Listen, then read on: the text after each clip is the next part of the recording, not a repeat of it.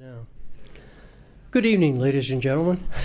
I'm Jack Daly, Director of the Smithsonian's National Air and Space Museum, and it's my pleasure to welcome you to tonight's General Electric Aviation Lecture. This is the museum's longest-running sponsored series, with more than 140 programs since 1982. Even those unable to join us tonight in the Lockheed Martin IMAX Theater can enjoy the program through our live webcast. All of this is made possible by the generous sponsorship of General Electric Aviation, whose long-standing support is a perfect example of the kind of partnership that is critical to the mission of the museum and the success of the Smithsonian campaign. Please join me in welcoming GE's representatives here tonight, Stan O'Connor, Director of Advanced Technology Marketing, and Mr. Paul Crossetier from General Electric Government Programs. Will you gents stand up and be recognized?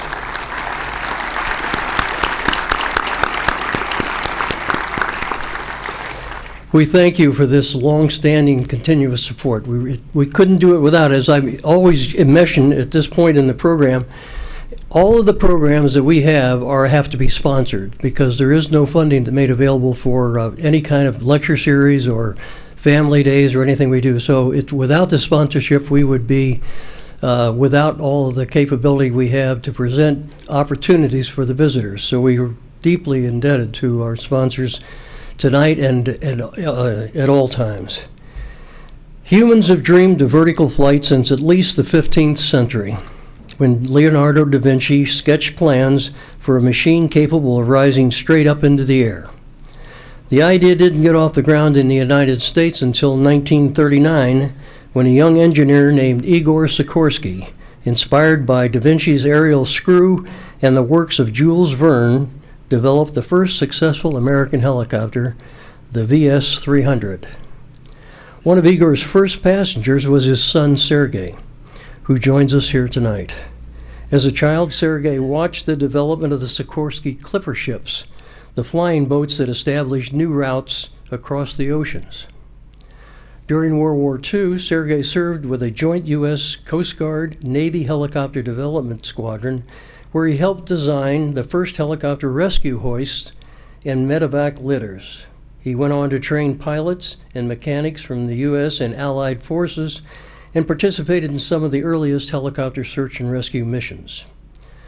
A central part of Igor Sikorsky's vision for helicopter was a rescue vehicle for life-saving missions. Sergei helped him turn that vision into reality.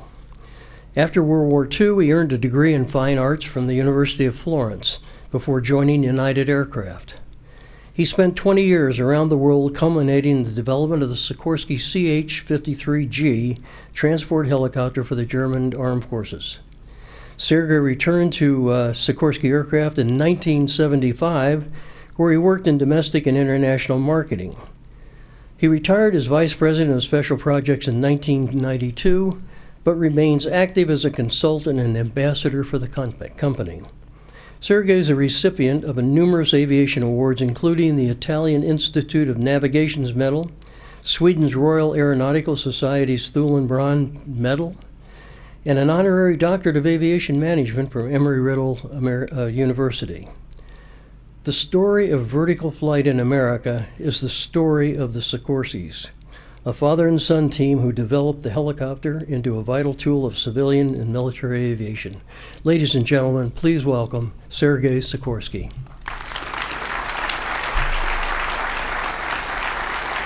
Thank you. Very kind words.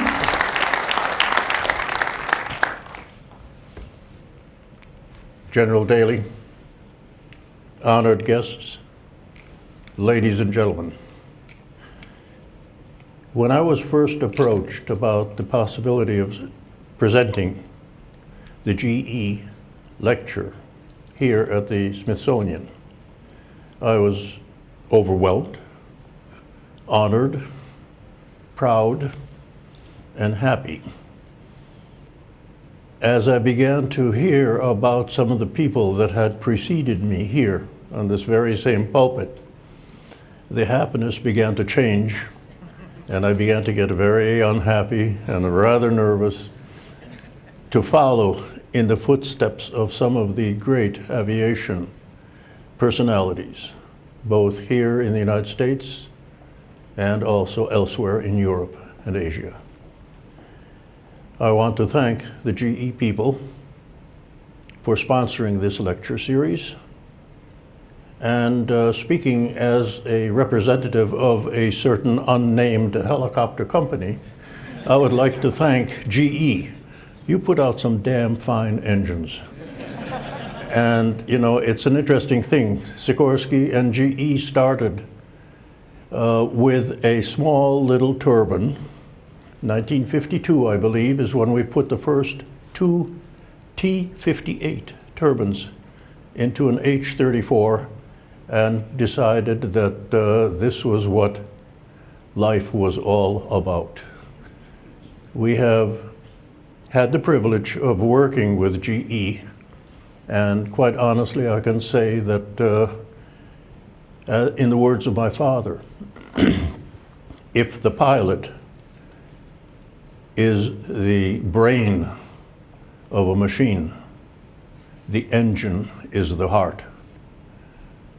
We have had a long and very wonderful relationship with GE, and I must say that the H-3 S-61 series, the flying cranes, the CH-53s, all of these aircraft have benefited from the talent and the, how shall we put it, the performance of their GE engines. Currently, we're building what is probably going to be the biggest, heaviest lift helicopter in the United States. And once again, we are building it with GE engines. And I think that's a testimonial to the company that is also rich enough in aviation history to be able to sponsor these lectures.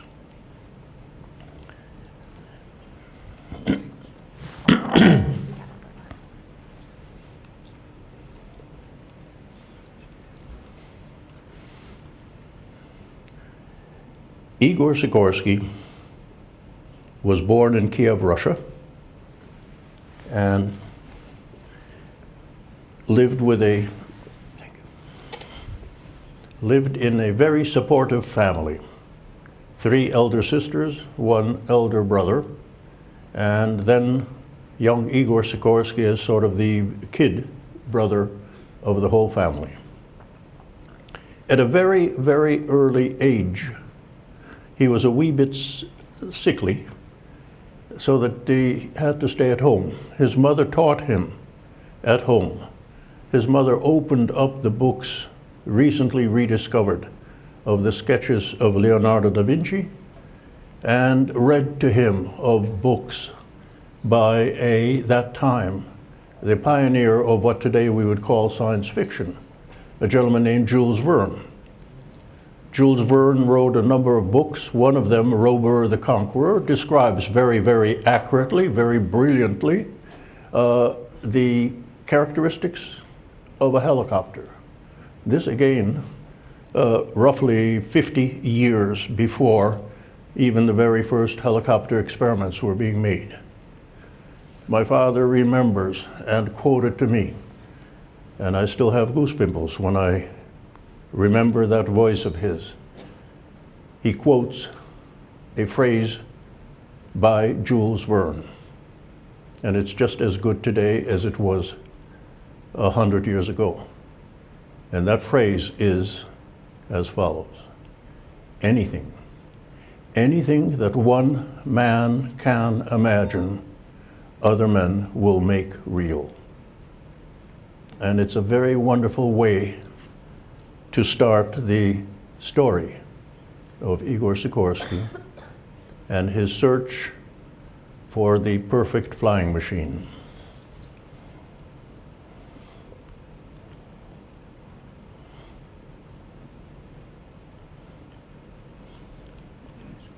The helicopter, first conceived probably by Leonardo da Vinci, though now, historically, we believe that there were experiments made by the Chinese sometime around the year 200 to 250 BC. At any rate, in Europe, independently, Da Vinci is the first man to make a few sketches of what could theoretically be called a helicopter. It is also interesting to note that the concept of the helicopter continues almost unchanged to about the year 1800, when people began to actively look at this business. It is also at that time, where, in 1880, when the Codex Atlanticus, the sketchbook, the specific sketchbook in which the helicopter is drawn and preserved, was rediscovered in the British Museum and became public knowledge. And young Igor Sikorsky at that time, something like 10, 12 years of age, devoured all of the sketches of Da Vinci and particularly began to fantasize and dream of the helicopter. The first helicopter that young Igor Sikorsky built was built in 1909 in Kiev, Russia. In 1908, his family actually allowed him, at that time some odd 18 years of age, to travel to Paris to learn everything that he could about aviation, eventually buy a large, powerful 20 horsepower aircraft engine being built by a gentleman named Ettore Anzani. Anzani, interestingly enough, immigrates out of Italy as a master machinist, comes to Paris, starts building racing motorcycles. And a gentleman named Louis Blériot comes to him and says, you know, you've got some very, very interesting air-cooled engines, two-cylinder motorcycle engines. Why don't you take the first two cylinders this way, put another cylinder here, you'll get a three-cylinder air-cooled engine, and I think that could have a potential as an aviation power plant. And Anzani literally does just that, and eventually ends up by being the first aircraft engine manufacturer, as far as we can tell, in the history of aviation. 8 months later, after Mr. Blériot has made that suggestion, he puts an Anzani engine into the aircraft, and we then know of the fact that he crossed the English Channel to establish history. With the Anzani engine, Igor Sikorsky starts his first career in aviation. He has already built 2 helicopters, none of which fly. In his words, they displayed all of the characteristics of a modern helicopter, namely, cost a lot of money to build, 2, generated great clouds of dust when you fired them up. Item number 3, vibrated spectacularly, to the point where literally you began to lose the fillings in your teeth. These helicopters, in Dad's words, had one minor technical problem: they wouldn't fly. But other than that, they were good helicopters. So he went into the fixed wing business. And it's interesting that he survived his first 2 or 3 designs. First one never flew, but it ran rather briskly around the ground. And in retrospect, Dad said it probably saved his life, and possibly the life of a number of chickens and cats and dogs in those fields, because of the fact it could not fly.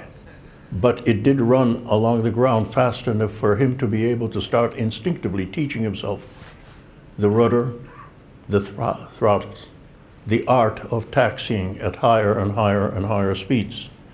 And eventually the aircraft number 3 began to fly, and by number 5, number 7, he became a very, very interesting and very, very promising pilot.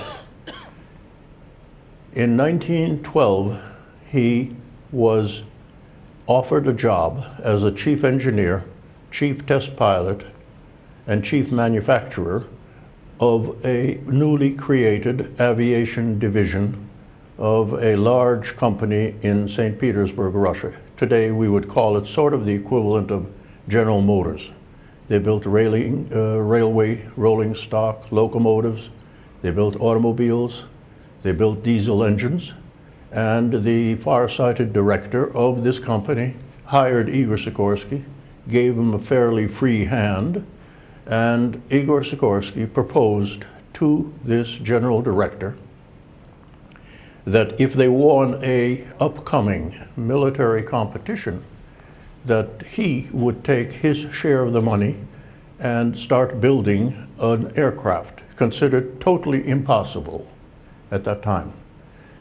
In 1910, 1912, there was an unwritten law, and it was just as solid a law, as solid a wall as the sonic barrier was in the 1920s and the 30s and the 40s.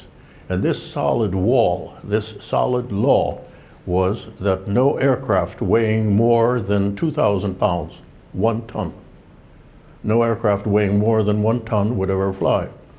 This was more or less confirmed by 1 or 2 people that had tried to build a somewhat larger aircraft than what was being flown at that time, and they never flew. Igor Sikorsky decided to try to convince his boss. So one evening there was a very, very interesting dinner.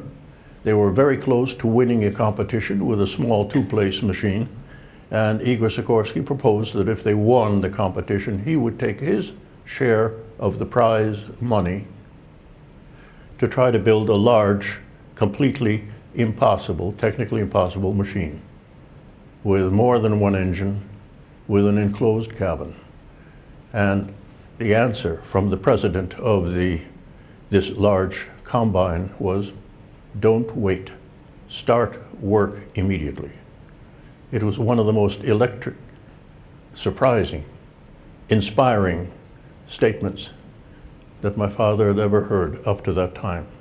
That same night he went home, called a few of his closest friends and engineers, and the design work started on an airplane that everybody considered impossible, namely with 4 engines, capable of carrying up to 12 passengers, pilots seated behind glass panels.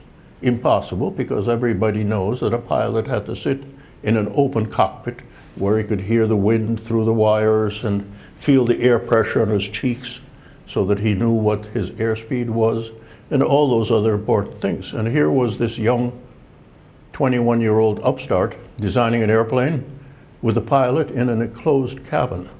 And of course, this went against all of the knowledge at that time. Yet Igor Sikorsky did it. And in May of 1913, the world's first multi-motored aircraft flew successfully. To the pilots in this room, I would like to quote Igor Sikorsky when he said that it was a very unique aircraft.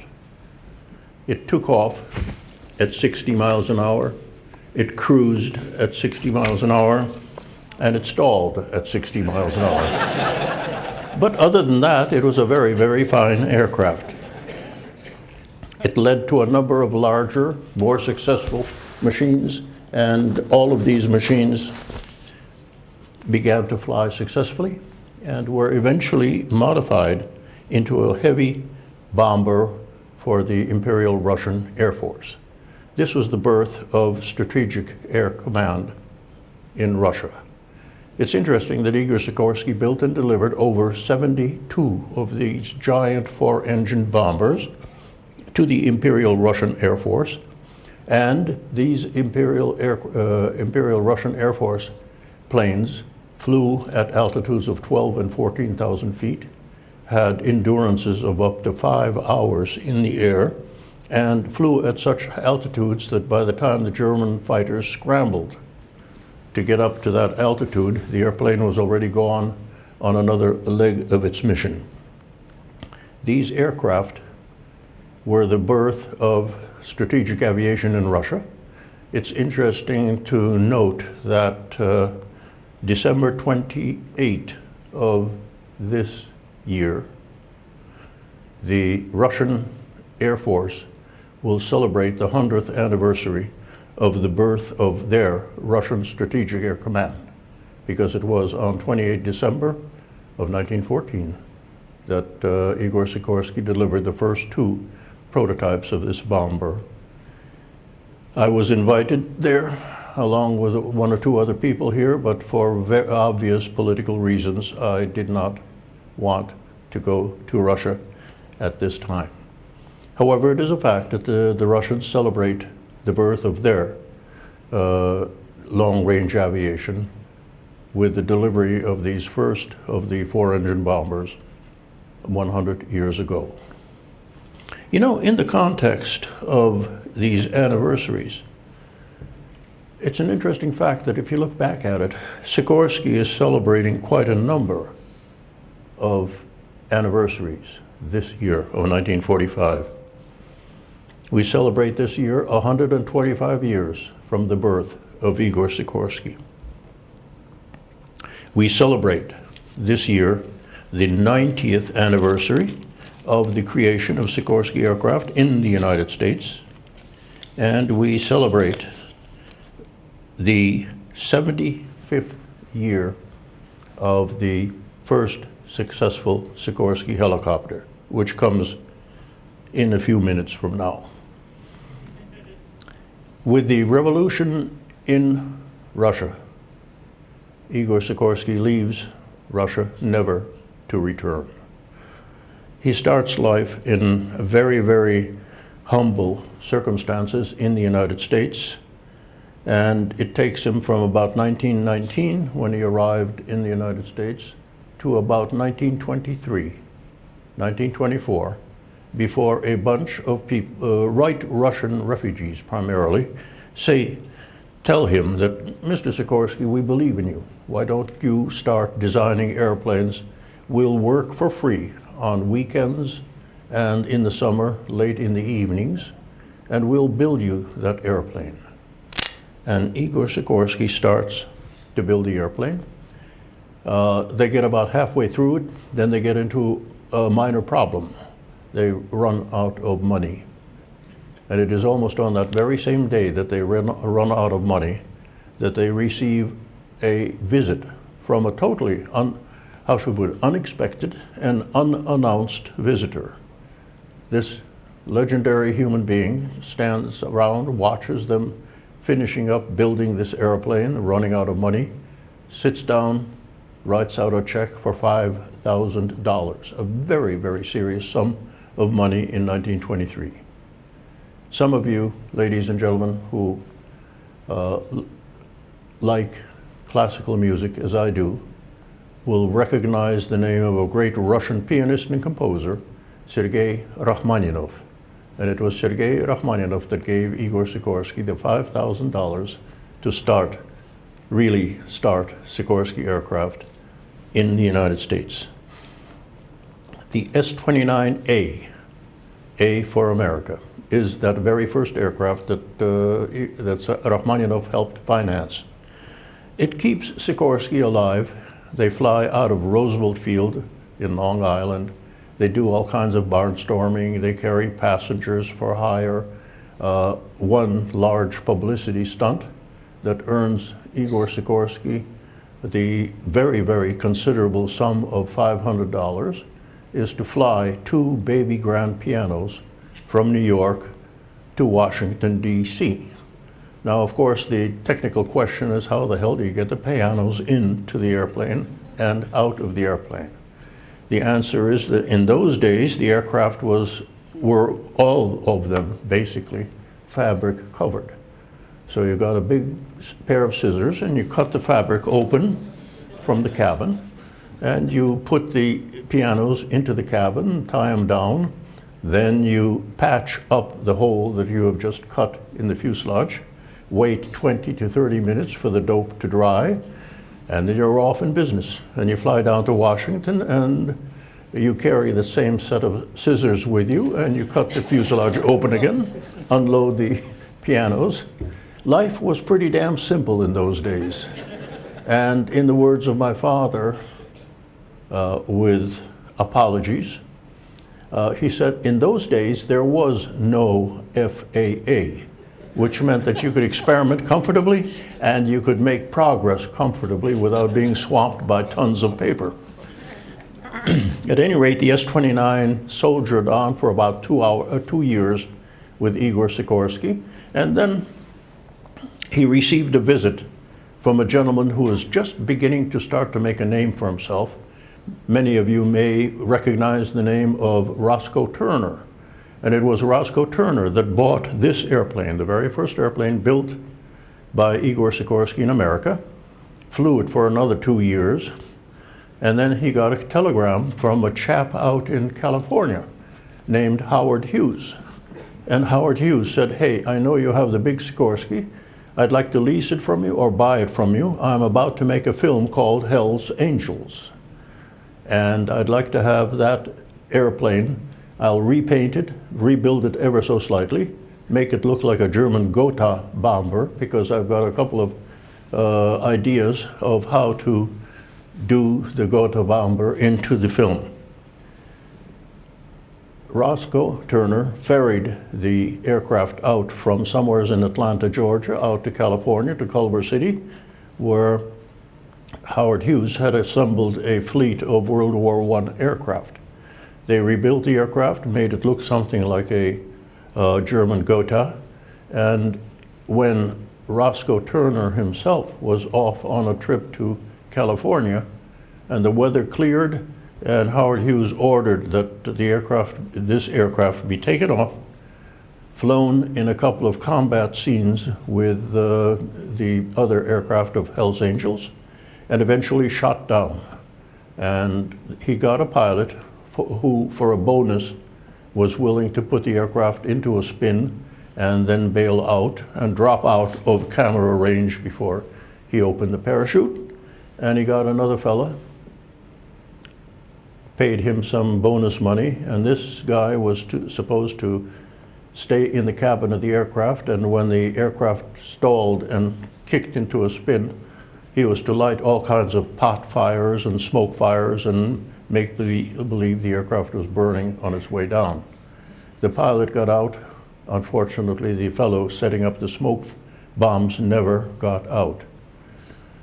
One theory that he was overcome by the smoke and the fumes and just fell unconscious. The other theory that the aircraft, and it's a pretty big aircraft for those days, started to spin so strongly that the centrifugal force pinned him against a wall, and he just couldn't get out. At any rate, the aircraft crashed. I do remember 1 or 2 times when, as a small child, we watched the film. And I remember that Dad would always kind of grip his fists together when he watched that very wonderful, very romantic first aircraft crash. Roscoe Turner, by the way, never, ever forgave Howard Hughes for what he considered to be a barbaric act with his airplane. Sikorsky began to prosper with the design of an S-38. And this was, by the way, the first aircraft that I ever had a ride in. I was probably 8 years of age, seated on my father's lap in the co-pilot seat of this S-38. It was a very unusual aircraft because it was the first aircraft at that time licensed to carry passengers, and believe it or not, the first, and at that time the only aircraft FAA, or at that time CAA, certificated, that could maintain altitude with one engine out. Everybody else, to meet the CAA requirements, was forced to build tri-motors. So if you lost an engine, you could still have 2 left to come home with. But the S-38 impressed an awful lot of people. And in a one lazy afternoon, a very famous gentleman named Charles Lindbergh came over to Roosevelt Field and asked to get a check ride. And Igor Sikorsky jumped into the co-pilot seat, and Charles Lindbergh jumped into the pilot seat, and they went flying for a while, and Dad demonstrated the one engine out capability of the aircraft, and Mr. Lindbergh landed and thanked Igor Sikorsky. It was the beginning of a very, very close a very wonderful friendship that ripened over the years. It was also the beginning of a long, wonderful marriage between Pan American Airways. Lindbergh was a consultant at that time to Pan Am, and he was largely responsible for Pan Am choosing the S-38 to start opening up its Caribbean services and reaching out further and further into South America. I had myself the pleasure of recreating that flight about 70 years later, when I was allowed to fly a replica S-38 built by a very wonderful gentleman named Buzz Kaplan in Minnesota. And we took off, and an awful lot of memories started coming back. And the pilot was kind enough to kind of walk me through the first water landing, and then said, "It's all yours." And there I was 70 years later, flying this replica S-38 built for Mr. Sam Johnson of Johnson Wax people, and shooting landings with this S-38 and bringing back memories of sitting on my father's lap some odd 60 years earlier. Very wonderful aircraft. One of these aircraft is still with the Johnson Wax people in Racine, Wisconsin. The other one bought very recently and restored to full flying condition by Kermit Weeks in Florida. And to the best of my knowledge, it's still in flying condition and being maintained by that very wonderful guy. The friendship with Pan Am results in a challenge: design and build an aircraft capable of flying across the Pacific Ocean. Longest leg, San Francisco, Hawaii. And after that comes Guam and Midway and Wake. And Sikorsky accepts the challenge, and with the, I would put it, with significant technical input from Charles Lindbergh and from Andre Priester, who was at that time the chief engineer of Pan Am, it resulted in the creation of the S-42, which was so far ahead of the performance of any other, at that time, large transport aircraft, that during the course of its flight test program, it created 8 new world's records, and actually put America at that time into the lead of owning world's records range, speed, payload.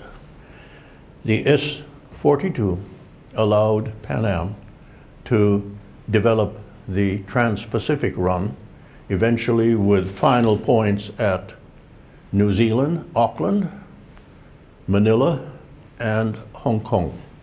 So you could actually buy a ticket on Pan Am and fly from San Francisco all across the Pacific, spend a couple of days resting in, say, Manila, and then finish in Hong Kong and retrace your steps back. Pretty expensive in those days, because the price of a ticket was such that the airplanes flew most of the time about half full, and the operating expenses of the aircraft were made up by airmail subsidies. That's in those days, 1930 to 1940. That's where the airlines made their money. It was not by carrying passengers. It was by carrying airmail. Government issued permits to fly for point A, point B, carrying airmail. Now, Pan American, of course, had its well-established South American runs. For instance, runs carrying airmail and a few passengers from Miami, Dinner Key, down through the island chain and up into the Panama Canal, and or down into Rio and Buenos Aires. A couple of the very enterprising Pan Am station managers began to realize that the airmail subsidies that they were earning were based on how many pounds of airmail they were sending from one station to the other.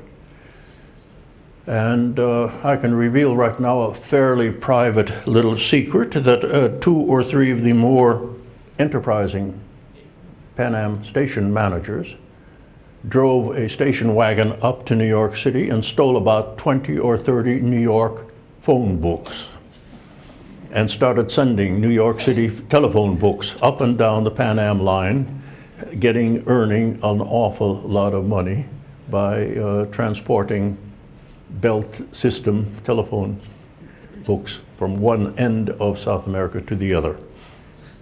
But it worked. During all of this time, now I was growing up, during all of this time, I watched the build-up, the test flying, the deliveries of these Pan American Airways clipper ships, and began to realize that at night, after Dad came back from the office, he would start sketching this first dream of his, the helicopter. And as a result of that, if you are really very, very sharp-eyed, you'll be able to see that by 1931, by 1932, he was making applications, patent applications, for a helicopter. And significantly going against all the wisdom by designing a single rotor helicopter with a small tail rotor, a configuration that every responsible aerodynamic engineer could tell you was wrong, foolish, and shouldn't be done. In fact, some of the people criticized my father in open literature by saying that obviously Mr. Sikorsky never studied physics, because you know that you do never, ever counteract a torque with another force, because it's a self-defeating game. Nevertheless, Igor Sikorsky started to build this concept into reality, and lo and behold, September of 1939, Igor Sikorsky flew his first helicopter. Now, this is a rather interesting aircraft because of the fact that it had a couple of minor problems, in his words. To the pilots in this room, I can read out the first comments that I heard from my father when he came home after some of the very first flights. And for about 2 weeks, his engineering analysis of that very first helicopter was as follows. The vibration was fierce. Control was marginal. Stability was non-existent. And, you know, there are a few helicopters today that more or less measure up to that same comment. But at any rate, he persisted. The helicopter began to grow in size, in versatility, and very, very shortly after that, he returned to that very first dream of his, the helicopter as a life-saving mechanism. The first rescue hoists were built at that time. I was honored, privileged in the military service to be one of a small team with the Coast Guard at Floyd Bennett Field to develop and perfect the rescue hoist and the rescue basket and a number of other things connected to the helicopter capable of being used then as a true life-saving machine. Today, the helicopter in various military services, I think General, you might recognize that machine there, is being used around the world. It also has and continues my father's dream of a machine for the saving of human lives. I think it is appropriate for me at this moment to say that, to use the words of Igor Sikorsky when he accepted a very, very high award, the Collier Trophy, several years ago, when he said, that to design and build a helicopter is a relatively simple thing. That if the helicopter has any reputation at all, it is because of the men and the women that fly them. It is not the manufacturer that creates the reputation for a helicopter or for a fixed-wing aircraft of any sort. It is the people that fly them and the people that maintain them. And it is in that respect that I would like to thank any and all pilots here in this room with the respect and the admiration, because it is you that make the name for the helicopter or for the fixed-wing aircraft. It is not the manufacturer. It is the people that fly them. The people, as here, that go out into harm's way, sometimes into terrible weather, well beyond handbook weather limits. Go out there, for instance, as the Coast Guard does almost on a daily basis up in Alaska. And with the winter coming on, you can rest assured that there will be other rescues made by the Coast Guard, by the Air Force, by the Army. Rescues that would have been impossible because of the fact that you are launching beyond handbook limits, and yet you do it. And consequently, it is from Sikorsky Aircraft. And I would dare say, I speak now for all of the helicopter manufacturers around the world.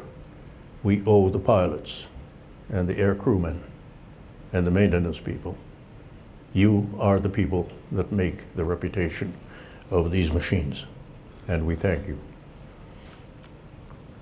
The helicopter has become a unique instrument in my father's vision for the saving of human lives.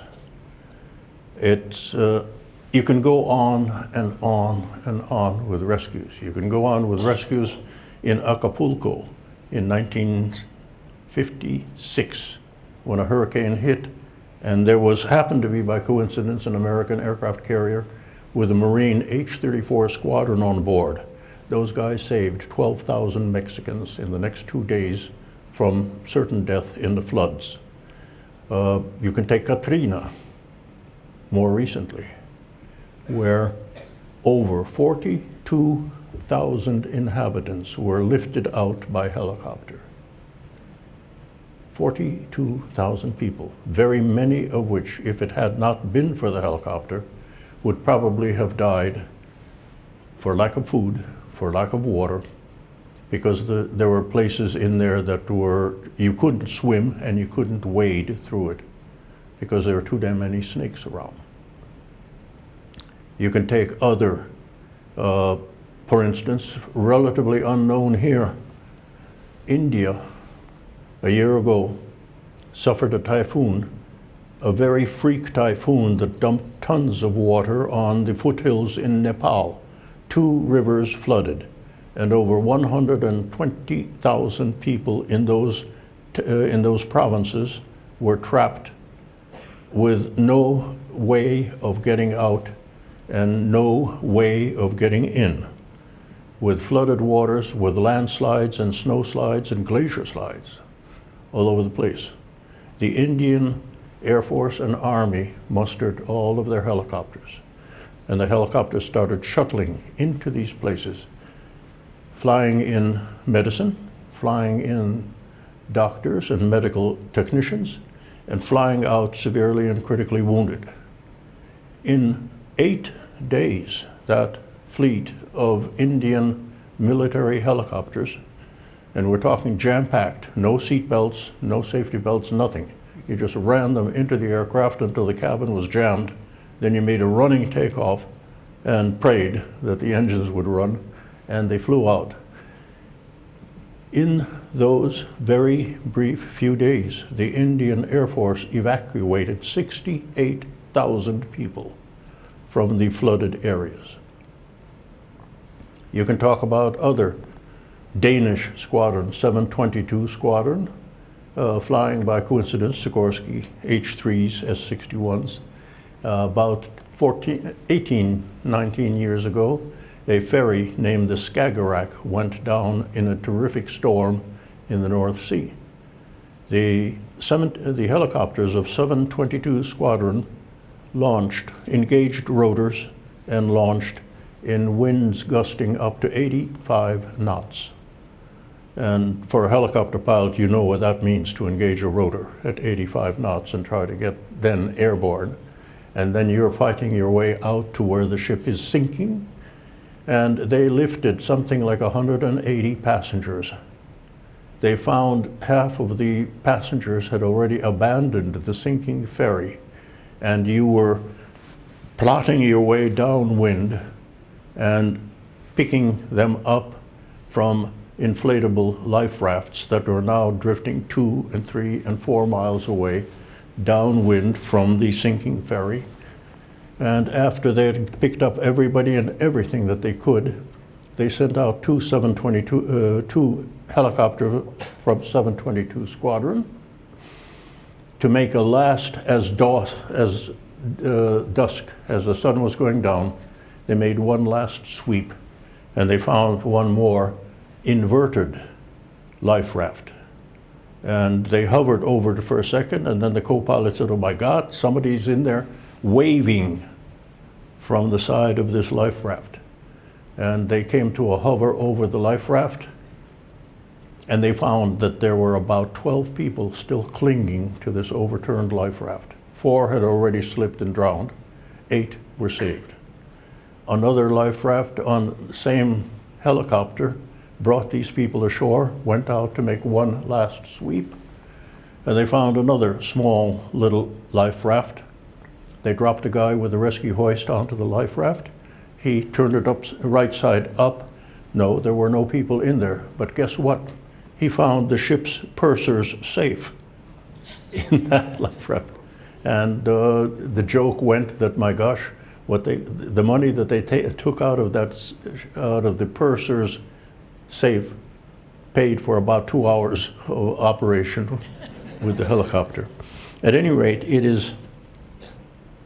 has been an honor and a pleasure to sit here and to share some of my reminiscences about the helicopter. I believe I'd like to close by a film in which you hear the voice of Igor Sikorsky himself describing why he designed the helicopter. Could we have the finale?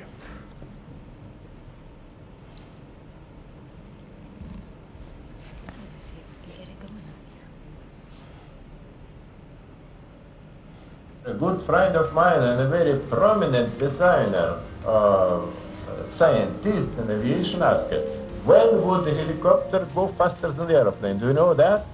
I said, yes, I know. The answer is never. When would the helicopter be more efficient than the airplane? Do you know that? I also said, yes, I know that. Never. But I said that helicopter will do a number of jobs which no airplane will do, and which in fact nothing else will do except the helicopter.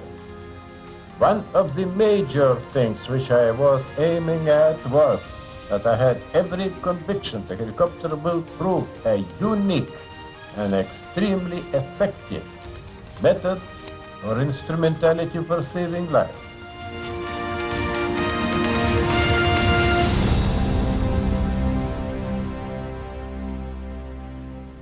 Ladies and gentlemen, thank you for helping me revive and remember some wonderful memories. Thank you, ladies and gentlemen.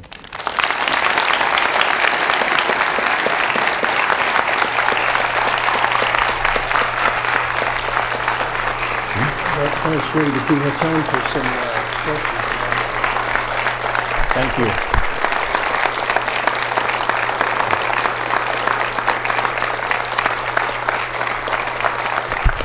We have time for a few questions, if there are any. That must have been a very comprehensive presentation. I have a question. Okay, go ahead. Please speak up. Yes, Okay. You mentioned that your father knew several important aviation pioneers like Lindbergh. I wonder whether your father knew Orville Wright, and whether Orville Wright was very influential in aviation after Wilbur died. You mentioned that your father knew several influential people in aviation and wondered whether he knew Orville Wright. Yes, the question whether he knew Orville Wright, I can answer affirmative. They met sometime. In fact, I would say that I know for a fact they met on the 25th anniversary of the Wright brothers' flight, which is a fairly serious ceremony at Kitty Hawk. The friendship continued all the way, and there are photographs showing Igor Sikorsky and Orville Wright at Wright Field when the first Sikorsky helicopter was delivered to the United States Army Air Corps. And actually Wilbur came out of semi-retirement to chit-chat with Igor Sikorsky and inspect the first helicopter.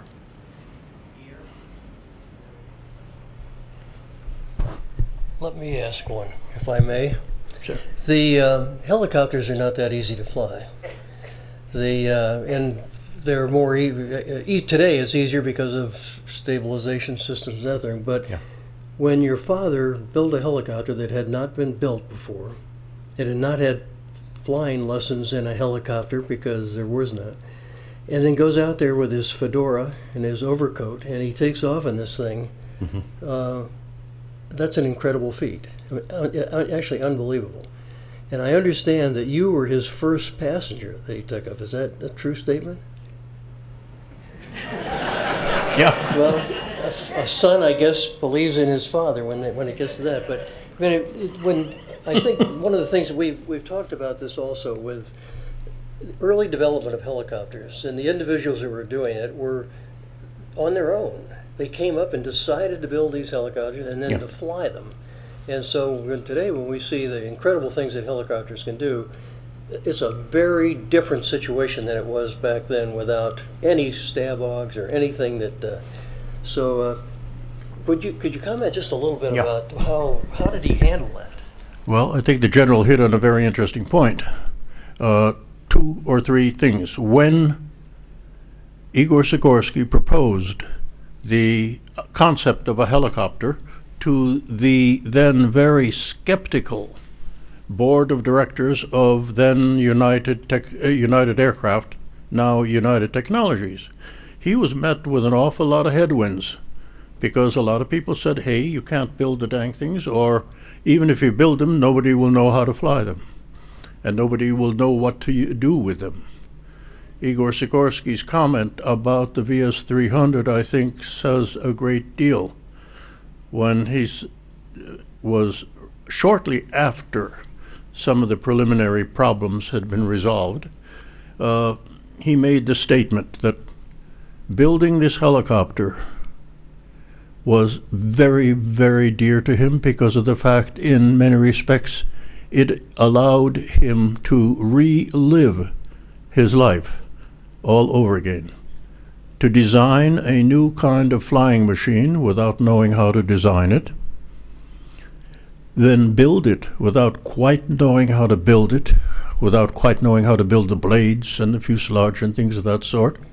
And after you have designed it in total ignorance and built it in total ignorance, you climb aboard, hook up your safety belt, fire up the engine, and you try to fly it in total ignorance.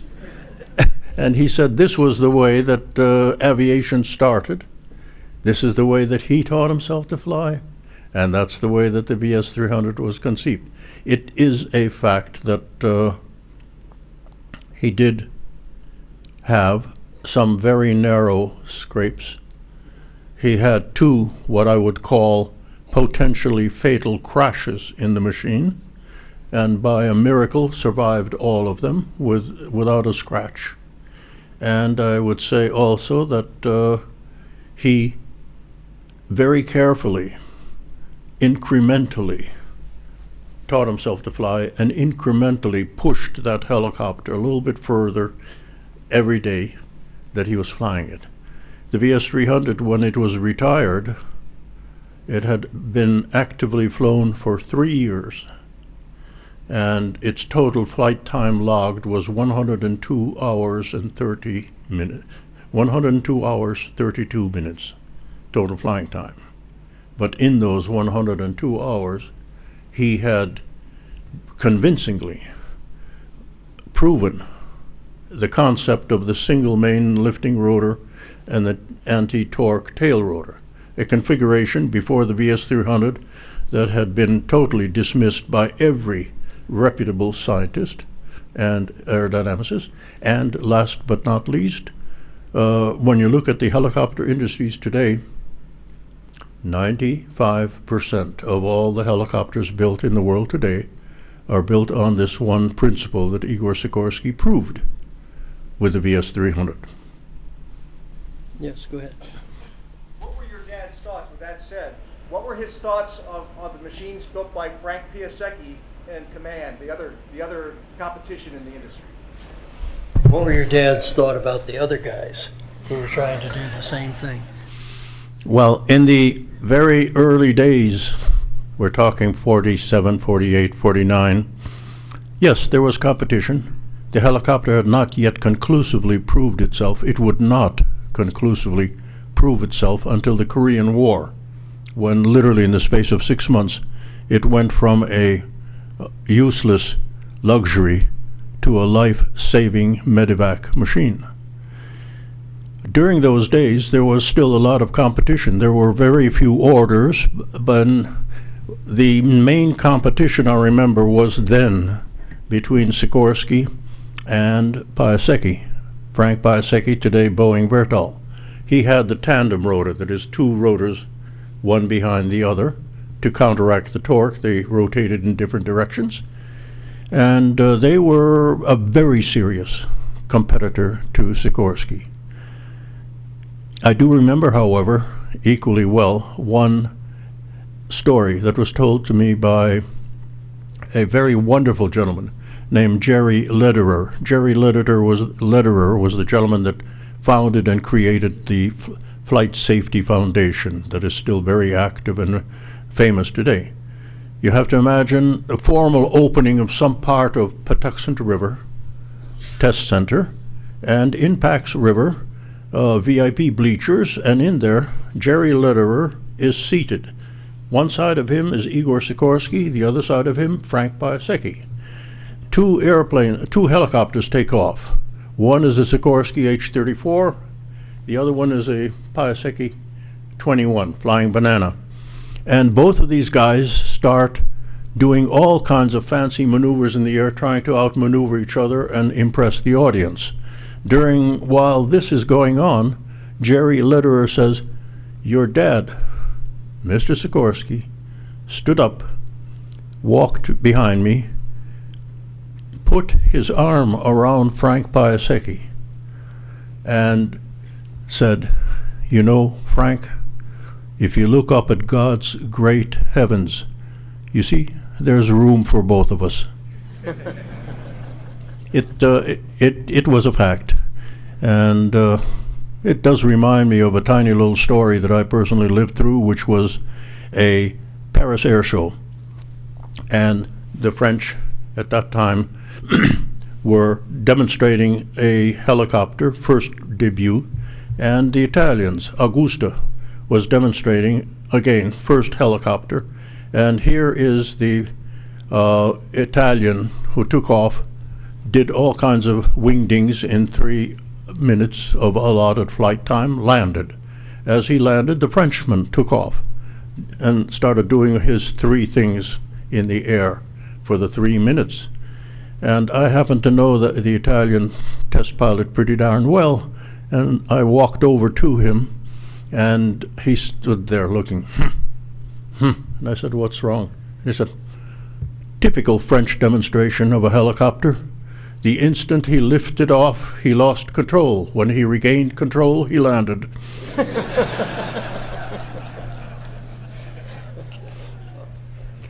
Yes, go ahead.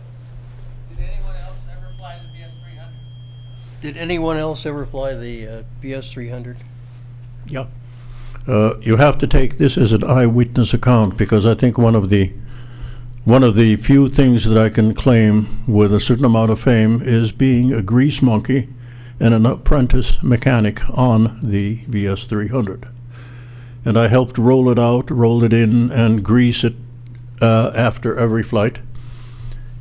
The first employee, or the first person outside of Igor Sikorsky to fly it, was another Sikorsky engineer named Sergei Sikorsky. After that came the first formal test pilot, Les Morris, who joined Sikorsky Aircraft. The next pilot was to fly it was Colonel Frank Gregory, Army Air Corps, instrumental in the Army buying the machine. The next person, and again I was grease monkey on the machine, the next person was Charles Lindbergh, who soloed on it in about 2 days on the VS-300. And on the VS-300, of course, there was no duel. Igor Sikorsky stood there and shouted into the student's ear what to do, how to do it. Make sure that the student didn't goof up. I remember Dad hanging on to the helicopter, which was not capable of carrying 2 people at that time. So that effectively anchored this thing down. And then you could see Dad kind of lifting his arms, and the guy was able to hover 6 or 8 inches above the ground. That was very simple, very rudimentary, but it worked. And that's the way Dad checked all of these 5 or 6 guys out on the helicopter, including Charles Lindbergh. Now, after that came the first contracts, and then the number rapidly increased. But then it died off when the first R4s began to go into production. But I would say there are probably 6, 8, 10 people besides that. And yeah, I was not a pilot at that time, but yes, I did fly in the VS-300. First 3 or 4 flights, again, there was no FAA, and consequently things could happen, like maybe my standing on the landing gear legs, holding on to one of the frames, and Dad would fly me around. Make a couple of traffic patterns around there with me hanging on to the standing on the landing gear, hanging on to the fuselage. And then after that,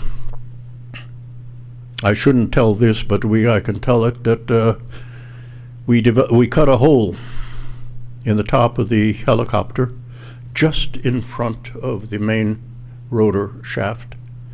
And then we took about 3 or 4 C-clamps, and we C-clamped a small little board that served as a seat. And that's where I flew several times as well, on that C-clamp board in the fuselage of the helicopter. As I say, it was very relaxed in those days. Was that seat certified by OSHA? Yeah, a little bit. Well, actually, I had great confidence. The seat was certified by Igor Sikorsky. There you go. And I just- Okay.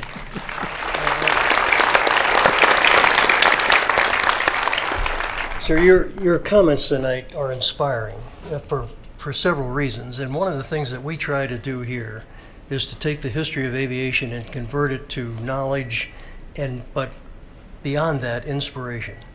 And when you talk about what your father accomplished with essentially no knowledge of what he was doing, but he had the drive and determination to accomplish that, it shows us that it can still be done. Not everything has been invented yet.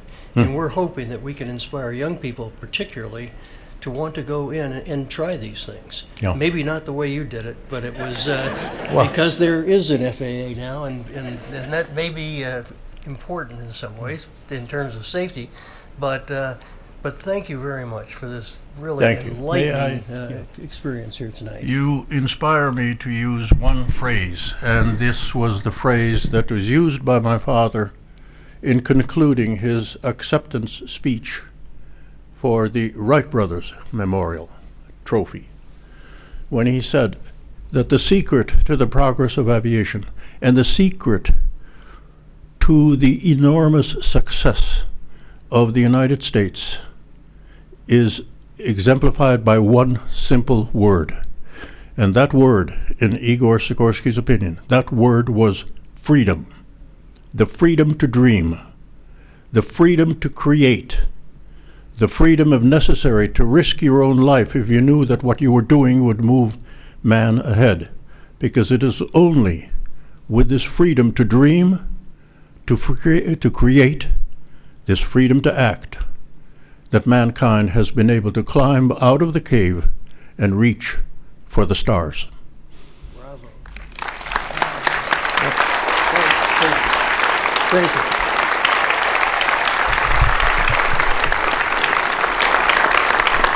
We want to once again thank General Electric Aviation for making this evening possible. Want to thank you for supporting the program, and we ask that you exit via the rear of the theater.